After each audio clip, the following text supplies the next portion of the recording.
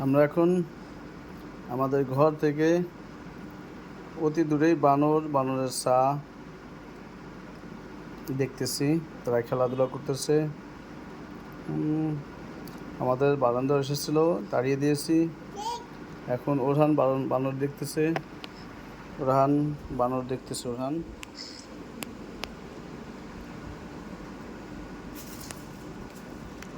তো বানর, এই বানর,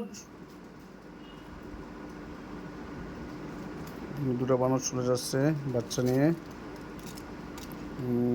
আর দুটো বাচ্চা নিয়ে এক জায়গায় একটা পালাচ্ছে। ওই বানর, ওই